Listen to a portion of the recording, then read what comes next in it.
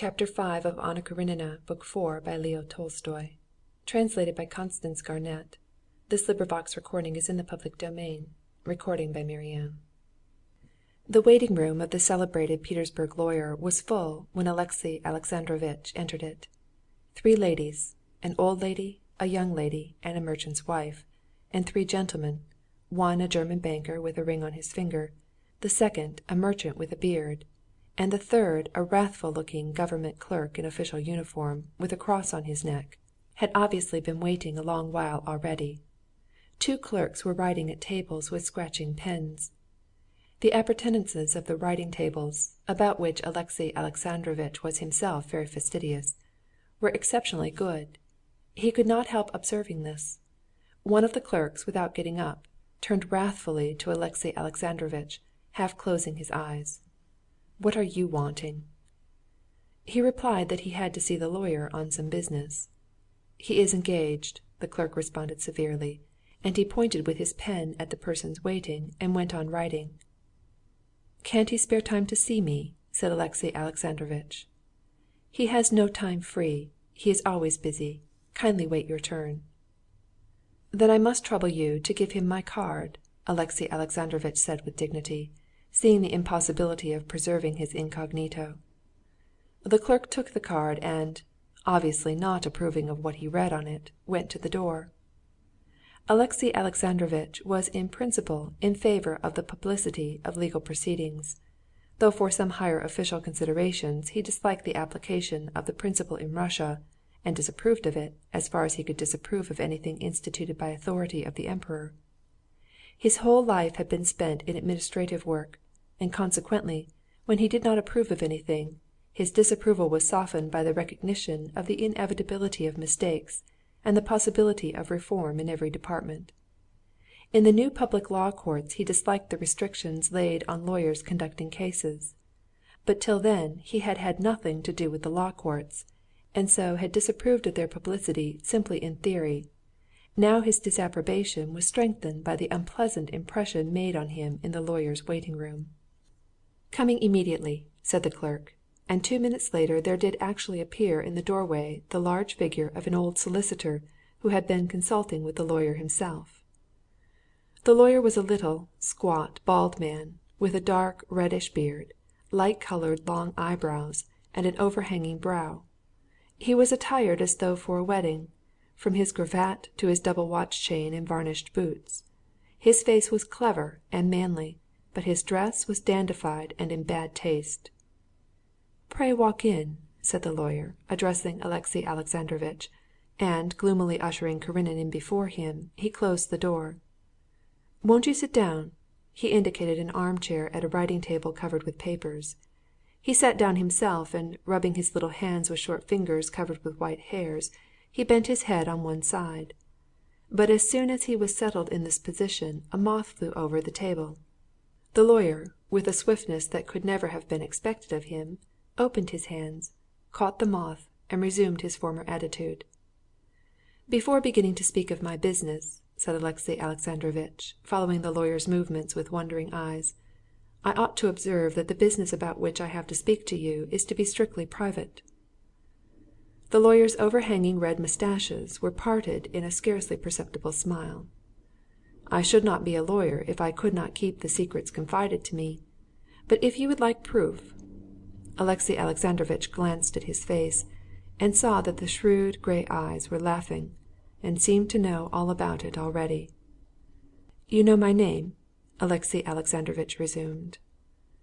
"I know you, and the good," again he caught a moth, "work you are doing, like every Russian," said the lawyer, bowing.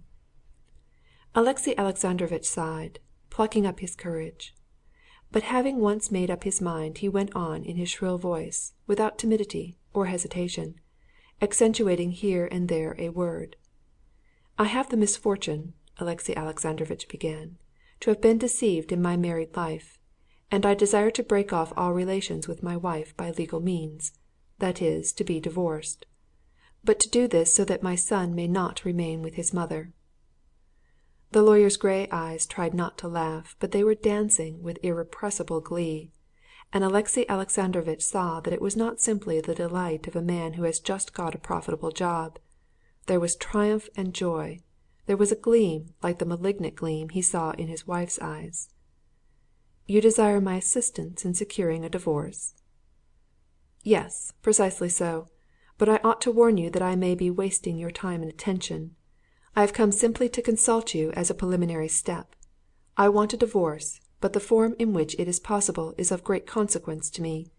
It is very possible that if that form does not correspond with my requirements, I may give up a legal divorce."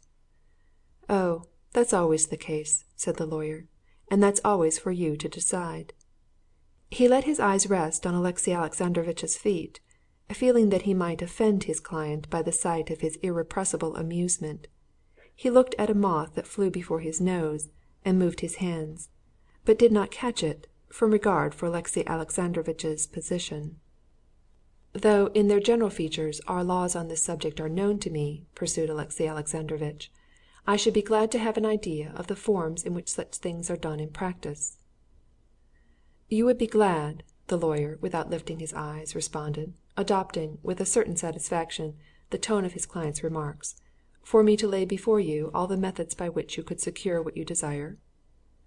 And on receiving an assuring nod from Alexey Alexandrovitch, he went on, stealing a glance now and then at Alexey Alexandrovitch's face, which was growing red in patches. "Divorce by our laws," he said, with a slight shade of disapprobation of our laws, "is possible, as you are aware, in the following cases. Wait a little." He called to a clerk, who put his head in at the door, but he got up all the same, said a few words to him, and sat down again.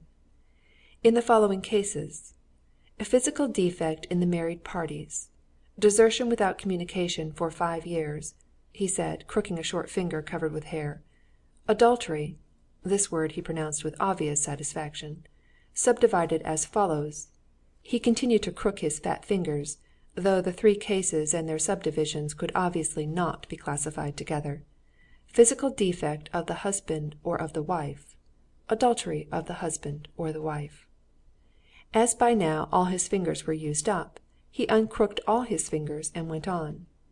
"This is the theoretical view, but I imagine you have done me the honor to apply to me in order to learn its application in practice. And therefore, guided by precedents, I must inform you that in practice cases of divorce may all be reduced to the following.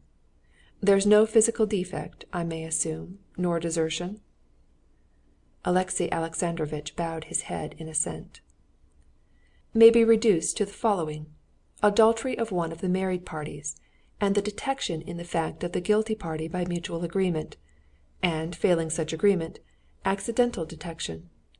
It must be admitted that the latter case is rarely met with in practice," said the lawyer, and stealing a glance at Alexey Alexandrovitch, he paused, as a man selling pistols, after enlarging on the advantages of each weapon, might await his customer's choice.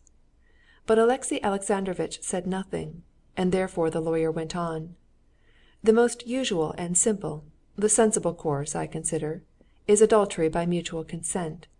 I should not permit myself to express it so, speaking with a man of no education," he said, "but I imagine that to you this is comprehensible." Alexey Alexandrovitch was, however, so perturbed that he did not immediately comprehend all the good sense of adultery by mutual consent, and his eyes expressed this uncertainty. But the lawyer promptly came to his assistance. "People cannot go on living together, here you have a fact, and if both are agreed about it, the details and formalities become a matter of no importance, and at the same time this is the simplest and most certain method." Alexey Alexandrovitch fully understood now, but he had religious scruples which hindered the execution of such a plan. "That is out of the question in the present case," he said. "Only one alternative is possible: undesigned detection, supported by letters which I have." At the mention of letters the lawyer pursed his lips, and gave utterance to a thin little compassionate and contemptuous sound. "Kindly consider," he began, "cases of that kind are, as you are aware, under ecclesiastical jurisdiction. The reverend fathers are fond of going into the minutest details in cases of that kind," he said with a smile, which betrayed his sympathies with the reverend father's taste. Letters may, of course, be a partial confirmation, but detection in the